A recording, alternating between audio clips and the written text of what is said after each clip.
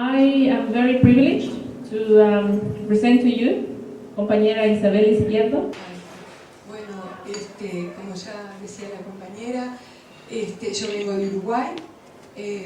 Agradezco primero la invitación y la participación en este evento. Uruguay es un país que pertenece al continente americano o Abya-Yala, como lo llamaron siempre los pueblos originarios. Situado en el sureste del mismo, Uruguay tiene una superficie de 18.000 kilómetros cuadrados de pradera fértil y 500 de plataforma continental sobre el río La Plata y el océano Atlántico. En tiempos de la colonia española, la provincia oriental, como se llamaba este territorio, formó parte del virreinato del río de la Plata, pero en la gesta de la independencia, entre el 11 y el 30, 1811-1830, la provincia oriental terminó separada de las demás provincias que conformaban la Argentina por la intervención de Gran Bretaña, que siempre buscó fragmentar nuestros estados. El Uruguay, nacido como estado tapón entre los dos países de gran extensión y diversidad, como Argentina y Brasil, es gobernado durante más de 140 años por dos partidos tradicionales, el blanco y el colorado, sin mucha diferencia entre ellos.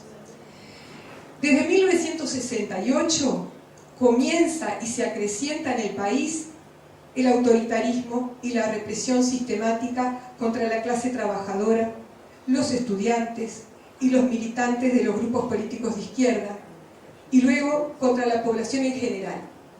Esta represión continúa en forma más abierta y cruel en el periodo de la dictadura, 1973-1985. En 1971 se había conformado el Frente Amplio, coalición que inicialmente fue de centro-izquierda, con un programa que se definía antiimperialista. En su seno existían organizaciones políticas de tradición de izquierda consecuente. El Frente Amplio contó desde su nacimiento en 1971 con el apoyo crítico de los grupos guerrilleros que ya estaban en aquel periodo, como Tupamaros, MLN, MRO, distintos grupos guerrilleros que había en el país. En los meses previos al golpe de Estado y durante el periodo dictatorial, los representantes, dirigentes e integrantes del Frente Amplio sufren persecución, detención, tortura, desaparición y muerte. El Frente Amplio es proscripto. Yo enfatizo este punto porque esto que nosotros sentimos que ha sufrido el pueblo y que sufrieron los dirigentes, parece que a veces no vacuna contra determinadas actitudes posteriores, como es la realidad que hoy vivimos en el Uruguay, que tenemos de presidente y de ministros personas que fueron rehenes de la dictadura y hoy las actitudes que han tomado hacia juzgar a los crímenes de esa dictadura ha sido el olvido total, ¿no? Es decir, la no implementación de leyes que juzgaran a estos crímenes, que son crímenes de lesa humanidad. Así que retomo. En el año 2004 gana las elecciones y gobierna desde entonces en el Uruguay la coalición de centro-izquierda, el Frente Amplio. El primer presidente electo por el Frente Amplio en 2004 fue Tabaré Vázquez, doctor en oncología, que hizo su posgrado en plena dictadura y luego apoyó públicamente al Partido Socialista, integrante del Frente Amplio. Ya como presidente, Vázquez dio un violento giro a la derecha. Para el segundo periodo, las bases del Frente Amplio eligieron un nuevo candidato a la presidencia, el exguerrillero José Mujica, Pepe. Este sí tenía detrás una trayectoria dedicada a la lucha social. Fue uno de los rehenes de la dictadura y su liberación se dio recién al final. Sin embargo, el giro a la derecha no cambió.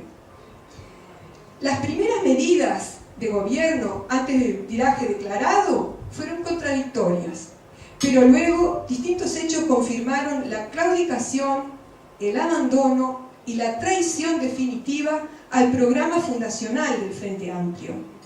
Este incluía reforma agraria, nacionalización de la banca, desconocimiento de la deuda externa generada en la dictadura y se definía antiimperialista. Desde la presidencia, el equipo de gobierno, sus parlamentarios, además de la dirigencia partidaria del Frente Amplio, todos en conjunto asumen una política claramente neoliberal y entreguista, servir a las transnacionales saqueadoras de nuestros recursos y al imperialismo. Enumero hechos que demuestran este viraje a la derecha. Primero, a la vez que se restablecen, es una de las primeras medidas de gobierno, se restablecen las relaciones con Cuba, se vota un tratado de protección de inversiones con Estados Unidos. Ustedes saben lo que eso implica, ¿verdad? También se acepta simultáneamente la ayuda cubana para el Hospital de Ojos, Operación Milagro, que ha sido de gran beneficio para la población en general porque se han instalado los médicos cubanos con ese don, con ese amor que tienen por su profesión, con ese compromiso. Y bueno, hay cientos de personas que han recuperado la vista y es realmente una operación milagro.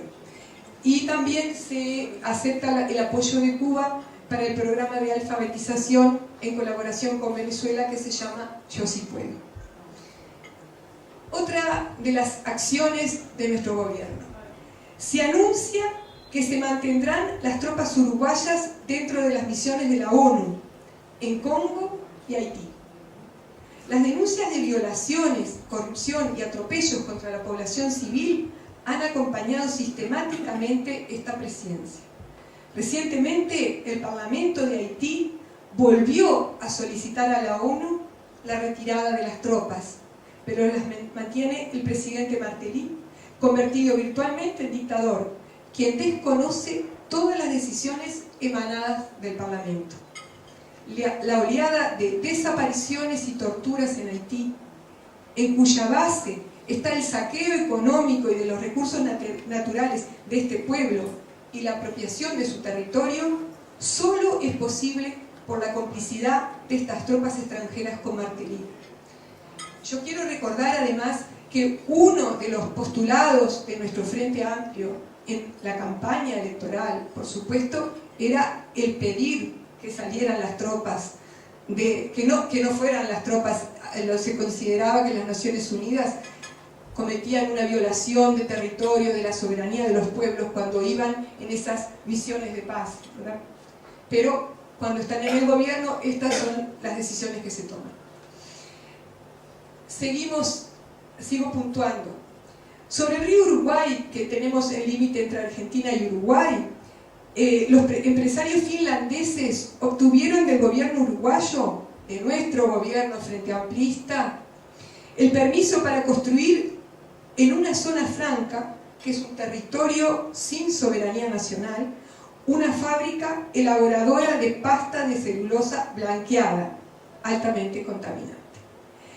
Ante la reacción de los ciudadanos de la ciudad argentino-fronteriza de Gualeguaychú, que está cruzando el río, tienen la pastera enfrente, es como así, lo que los separa es el río, la tienen ahí como un espejo, afectándolos no solamente visualmente, sino con todo el aire contaminante y todas las aguas contaminadas. Los vecinos de Gualeguaychú bloquearon la ruta de acceso a ese puente internacional que une los dos países. El doctor Vázquez, el primer presidente del Frente Amplio, entabló conversaciones secretas con Condoleezza Rice y el presidente de Estados Unidos, Bush, para una eventual intervención norteamericana contra Argentina, nuestro país hermano, nuestros vecinos de Latinoamérica, para defender a la papelera finlandesa. Esta información trascendió y 2 años después, el expresidente Vázquez, nuevamente el nuevo candidato del Frente Amplio para las próximas elecciones, admitió públicamente que estas conversaciones habían tenido lugar. El gobierno, sigo apuntando, el gobierno del Frente Amplio heredó una siniestra ley anticonstitucional que prohíbe a la Corte de Justicia juzgar los crímenes de los militares en el periodo de la dictadura, 1973-85. Es decir, un poder del Estado, el legislativo, se entromete en otro poder, el judicial, diciéndole a quién puede juzgar y a quién no. Esta ley, llamada de caducidad de la pretensión punitiva del Estado, pudo y debió ser anulada en las 2 legislaturas sucesivas en las que el Frente Amplio ha tenido mayoría parlamentaria, pero no se hizo. Es decir, hay una mayoría parlamentaria, se puede votar, todos los parlamentarios, estas leyes se pueden anular con una votación simple, de mayoría simple, y no se anuló. Más aún, cuando la sociedad civil juntó firmas para plebiscitar la anulación de esta ley, simultáneamente con la elección presidencial, los distintos grupos políticos del Frente deliberadamente ni trataron el tema en el discurso de la campaña electoral, ni incorporaron la papeleta de anulación a la otra papeleta con el voto por el candidato del Frente. No existe, ¿no?, la votación electrónica en nuestro país. Así que la ley aún está vigente. Y son muy pocos los militares que han sido juzgados. Y al igual, y lamentablemente, que en otros países, están alojados en una cárcel VIP. En Chile sé que pasa lo mismo, que hay cárceles construidas especialmente para los militares. Construida como una burla e insulto con fondos de la población a la que ellos sojuzgaron. A comienzos de este año fue destituida la doctora Mota. La doctora Mota es una jueza que con mucha fuerza tenía bajo su investigación varios juicios por cargos de lesa humanidad contra militares y los estaba llevando adelante. Estaba haciendo las investigaciones, estaba citándolos, estaba interrogándolos, había llegado a los cuarteles donde se torturó a la gente, había ido con compañeros torturados que reconocieron distintos lugares del espacio de los cuarteles. Les digo que el ministro de Defensa, Huidobro, que fue uno de los rehenes de la dictadura junto al presidente, le impidió a la jueza tomar fotos en el lugar, justificando que habían armas secretas. Y el lugar que era testimonio, que se sumaba a las causas de denuncia, fue bloqueado y modificado, por supuesto. Bueno, esta jueza es destituida, la jueza Mota es destituida en enero. Hoy en día se está juzgando a varios dirigentes sociales que participaron pacíficamente en una manifestación de protesta contra la injusta destitución de la jueza. La jueza, cuando se anuncia que va a ser destituida en la Alta Corte de Justicia, se concentra una manifestación de 1.000, 2.000 personas en las puertas de la Corte. Y algunas personas logran entrar a la Corte, pero fue una manifestación totalmente pacífica. Hoy se seleccionaron a 15 dirigentes que habían participado en esa marcha de protesta y se los está juzgando con cárcel. Estamos ahora apelando, pero ya se los ha juzgado por haber apoyado, obstruido la acción de la justicia. Y los casos investigados por ella fueron archivados. Otro punto. Las condiciones de detención de los menores infractores y la situación de las cárceles en general, hacinamiento, drogadicción, violación, violencia generalizada, escuela del delito y del crimen organizado, constituyen una violación constante y permanente de los derechos humanos. Colapsan los servicios de salud y la violencia social y la droga han crecido, aunque no todavía a los peores niveles del continente.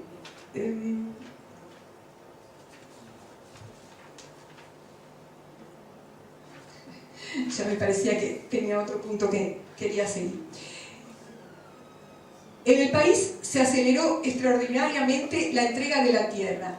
Hoy yo sentía al compañero colombiano hablar del tema de la tierra. Nosotros consideramos que el tema de la tierra es fundamental en todas las luchas. Es decir, ha sido el eje en la historia de nuestros pueblos americanos, ha sido el eje de las luchas de los pueblos aborígenes en Australia, es la lucha de los pueblos en África, es la lucha de todos los pueblos. La tierra es el eje fundamental. En nuestro país, se aceleró extraordinariamente la entrega de la tierra a las transnacionales, del 3% al 45%.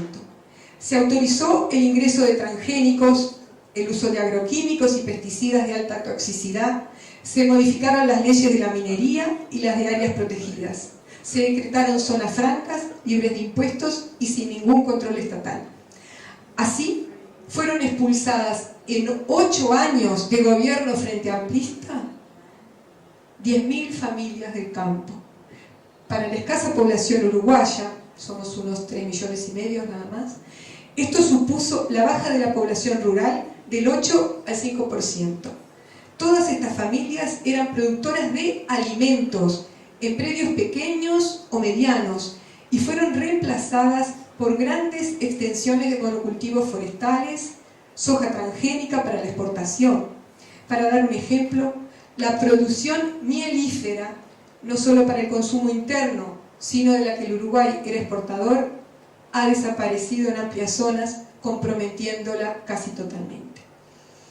Hoy el monocultivo forestal para la mega empresa invade y destruye unos 1.500 kilómetros cuadrados y se anuncia una expansión en los próximos años hasta de 8.000 kilómetros cuadrados, sin contar el deterioro de las rutas nacionales por las que circulan los camiones. Se dio luz verde sin condiciones a las grandes fábricas de pasta de celulosa.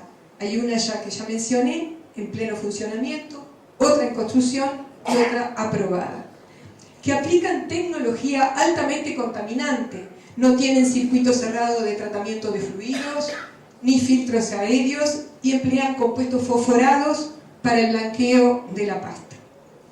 La soja transgénica, con su paquete de envenenamiento químico del medio ambiente, ocupa 2.000 kilómetros cuadrados.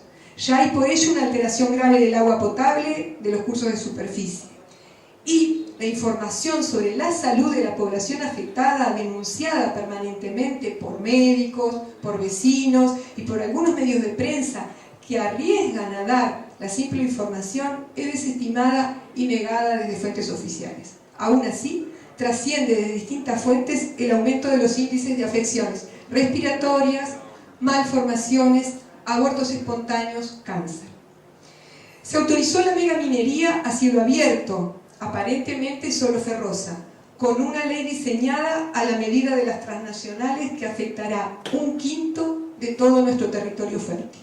A esto se agrega un mineroducto, un vertedero contaminante, una zona franca portuaria especialmente construida y a costo del Estado solo para el uso de las megaempresas, y una gigantesca regasificadora, no en tierra, sino sobre el agua, es un barco flotante, un gigantesco barco flotante, sin garantías mínimas de seguridad, que les proveerá 3 veces más que toda la demanda actual del país, a las megaempresas. La producción de estos mega emprendimientos se realiza en territorios donde no opera la legislación del país, zonas francas, zonas exoneradas de todo tipo de impuestos y el Estado garantiza la compensación por cualquier inconveniente atribuible a la infraestructura o a la mano de obra local. Un conflicto eventual Estado multinacional se eleva no a la justicia uruguaya, sino a la del Banco Mundial. Se mantiene una fuerte crisis del modelo educativo, con constantes reformas al servicio del mercado, recetas aplicadas con un claro calco en todos los estados reaccionarios. Estas medidas son parte de las condiciones impuestas por los inversores que agudizan los problemas y comprometen seriamente el futuro de las nuevas generaciones de las clases populares. Después de pasar, y a pesar de un periodo de buenos precios internacionales que ya llega a su fin, aumenta el desempleo y la inflación, solo mitigada por las compras de China. El dólar se mantiene subvaluado porque ingresa por el momento en gran cantidad como resultado de la venta de infraestructura estatal y de la mayor parte de la tierra fértil a las transnacionales. Los servicios de inteligencia, que es otro punto fundamental del Uruguay, están subordinados al FBI, a la NSA, a la NASA de USA, de Estados Unidos. Por eso, a diferencia de otros presidentes de la región, el presidente uruguayo Mujica restó importancia al descarado y mundial espionaje detectado recientemente.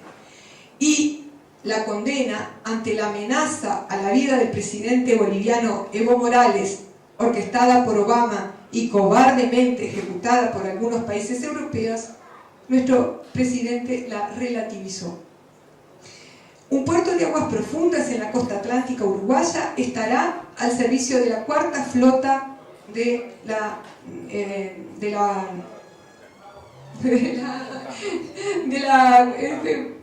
Armada Norteamericana. Lo puse en inglés y no me salía en español, de la US Navy. La actual embajadora de Estados Unidos en el Uruguay, la señorita Yulisa Reynoso, opera como cónsul colonial y aparece en todas las convocatorias públicas del gobierno uruguayo. Hasta aquí nuestra denuncia.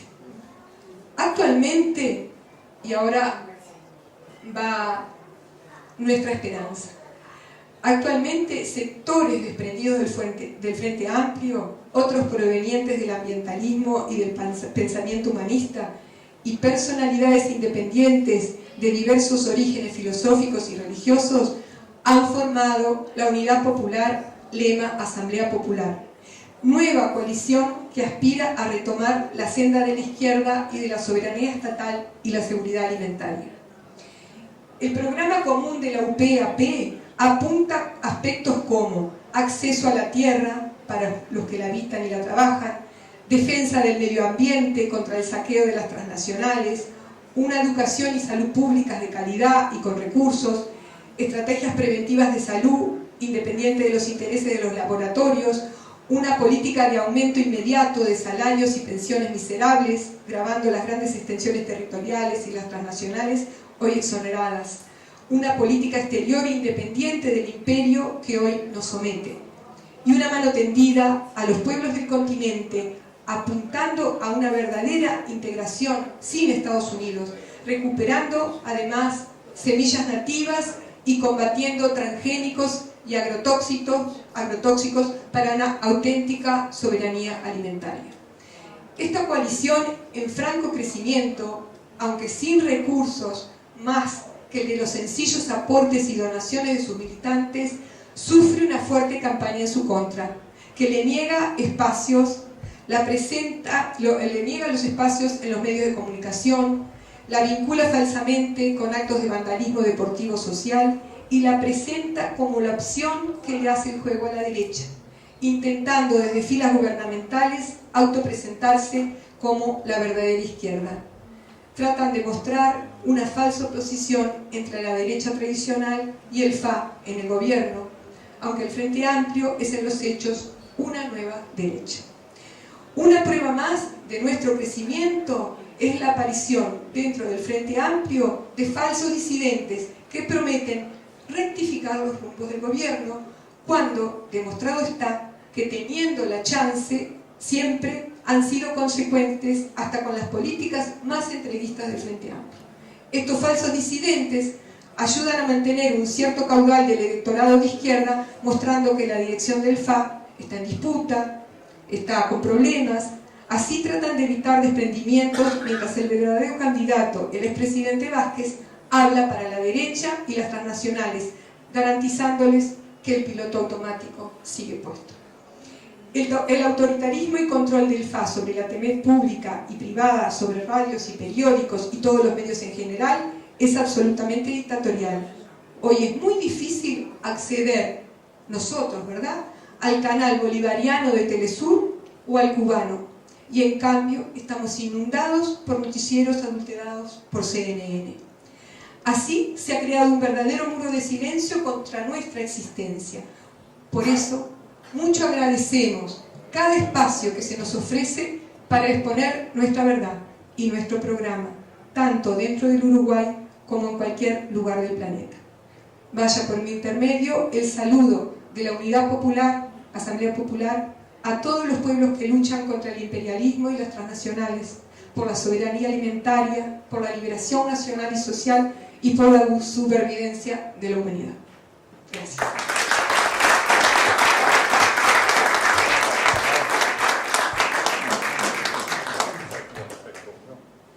Solamente agrego que las 35 medidas en las que se funda nuestro partido están pegadas allí, pero yo tengo algunas copias para poder mostrar al que tenga interés. Y los libros que hablamos al principio, que habíamos publicado, están expuestos allí en la mesa, libros y películas. Gracias.